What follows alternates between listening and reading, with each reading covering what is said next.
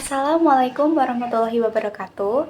Hai, perkenalkan nama saya Mika Dewi Adriana dengan NIM 642409994 dari kelas 642A37, Prodi Manajemen.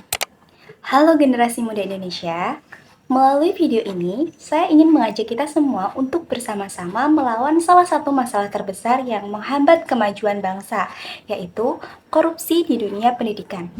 Pendidikan adalah kunci masa depan, namun jika pendidikan dirusak oleh korupsi, maka masa depan bangsa pun ikut terancam. Karena itu, mari kita mulai langkah perubahan dari diri kita sendiri demi pendidikan yang bersih dan berkualitas untuk semua. Alasan saya memilih tema ini karena pendidikan seharusnya menjadi ladang menanam nilai kejujuran dan integritas. Tetapi, ketika korupsi masuk, ia mengubah pendidikan menjadi lahan subur bagi ketidakadilan. Mari bersama kita pahami, cegah, dan lawan korupsi di dunia pendidikan demi Indonesia yang bersih dan maju.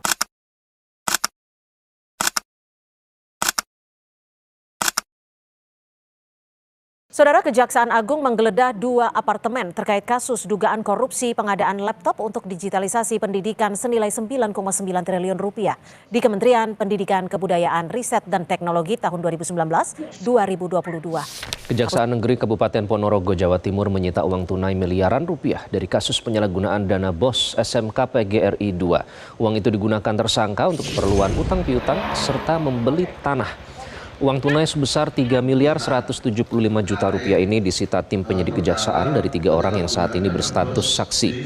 Ini merupakan uang dana operasional sekolah yang diselewengkan oleh tersangka SA, mantan kepala SMK PGRI 2 untuk membeli tanah serta keperluan hutang piutang. Korupsi adalah penyalahgunaan kekuasaan atau jabatan untuk keuntungan pribadi atau kelompok yang merugikan kepentingan umum. Korupsi diatur dalam Undang-Undang Nomor 31 Tahun 1999 tentang Pemberantasan Tindak Pidana Korupsi dan perubahannya, yaitu Undang-Undang Nomor 20 Tahun 2001, Undang-Undang Nomor 31 Tahun 1999 ini kemudian diubah dengan Undang-Undang Nomor 20 Tahun 2001 yang memperjelas dan mempertegas beberapa ketentuan terkait tindak pidana korupsi. Dalam konteks pendidikan, korupsi bisa berarti memanfaatkan jabatan atau akses untuk memperoleh keuntungan yang tidak seharusnya.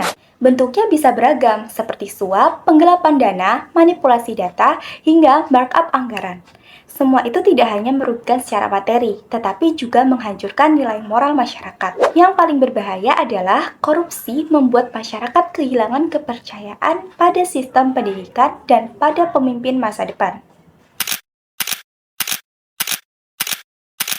Kondisi gedung sekolah Madrasah Ibtidaiyah Matlaul Anwar Hayatul Jadidah yang terletak di Kampung Cimerak, Desa Margamulia, Kecamatan Cileles, Kabupaten Lebak, Banten.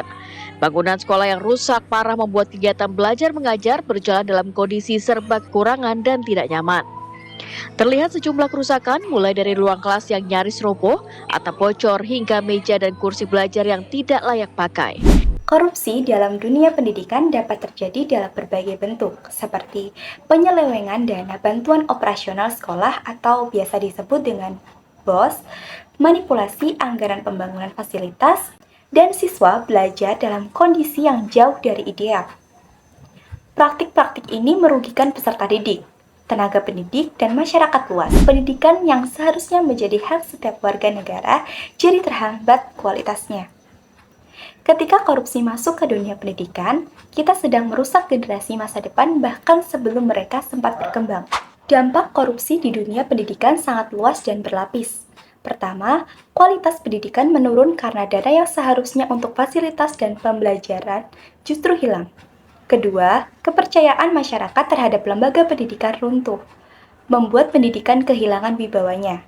Ketiga, korupsi menciptakan budaya permisif, di mana siswa melihat ketidakjujuran sebagai hal biasa.